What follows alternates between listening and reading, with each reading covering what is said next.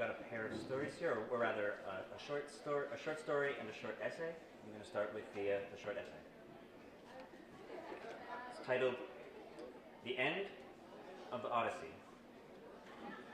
The real hero of the Odyssey is Odysseus' dog, Argos.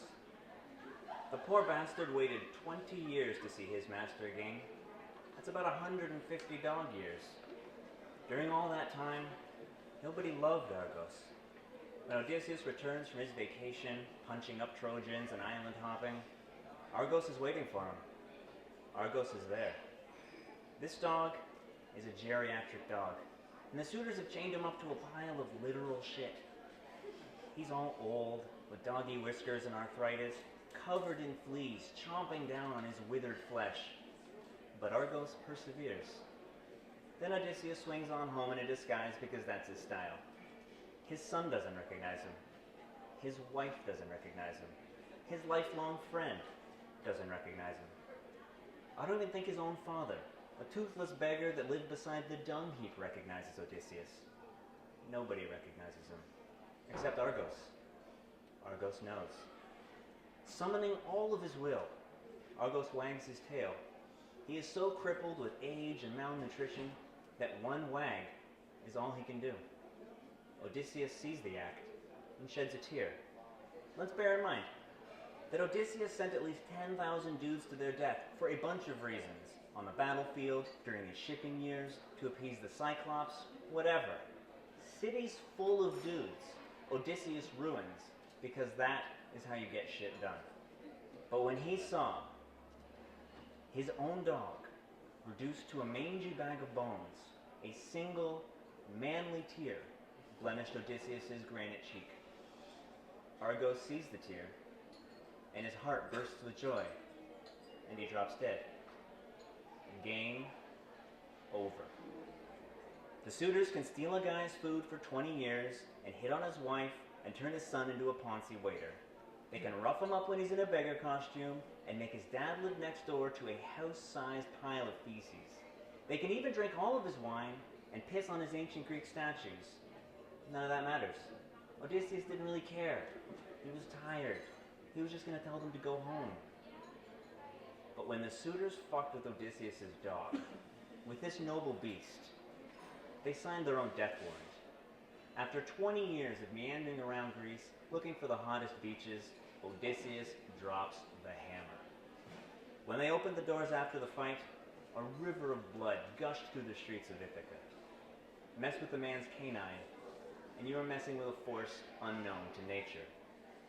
Argos and his love are the real heroes of the Odyssey. Odysseus is just the aftermath. Thanks. And now a short story titled From the Diary of Detective Robert Fox, June 14th. 6:05 a.m., Pikes Point. Officer Jeremy McDougal and I arrive at our usual beach to find a gaggle of mush-headed Marmadukes dominating the surf. Jeremy hangs a pretty mean 10, while I maintain a level-headed enfilade through a series of tight tubes. The riffraff disperse, and we get in a solid morning surf before heading down to the station. This helps me feel one with the ocean, as an aperture of the cosmos itself, and able to continue my crime-fighting efforts unabated by fear and self-doubt. 8:50 a.m., Gertrude Police Station. The chief slaps Jeremy on the back and congratulates us for solving the Peterson case. During the morning briefing, we discover that there's a lead in the latest string of bank robberies. The boys down at the lab say that the evidence left at the scene of the crime exhibits signs of molecular decay found in a rare skin condition contracted from monkeys.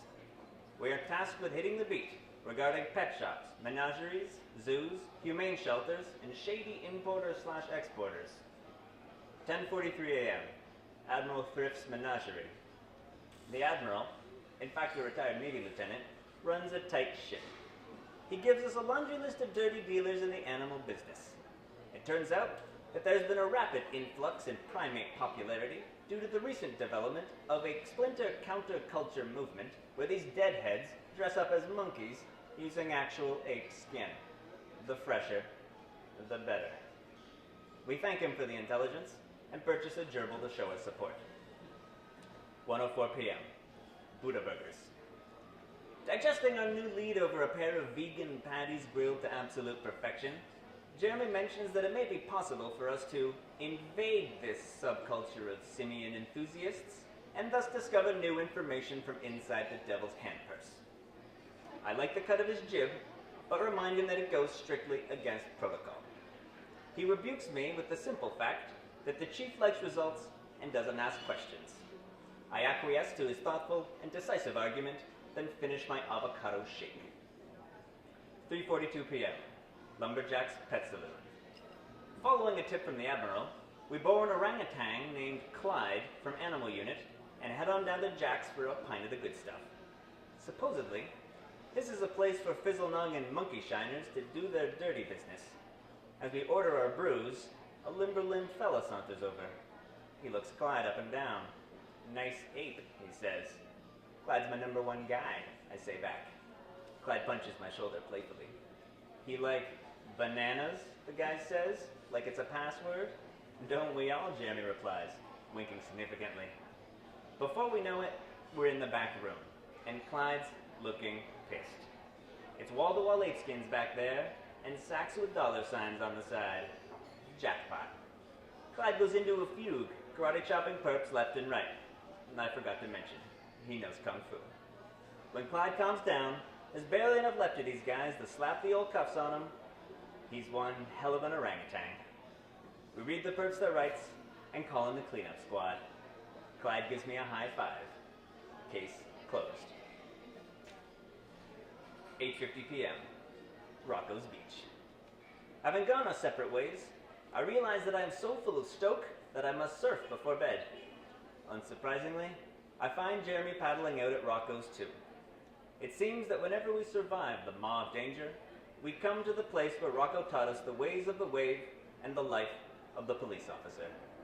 The susurration of the mighty Mother Ocean grants me a sense of complete freedom as we surf two sides of an A-frame together. Another job done. With more work ahead, I cleave the roaming walls of water with a grace and acuity that is often beyond my limited talents. Again and again we return to this ocean, and it gives of itself so utterly. A truly inhuman act of generosity. I hope to emulate it to the best of my ability until the day that I, too, crash against the shore. Thank you.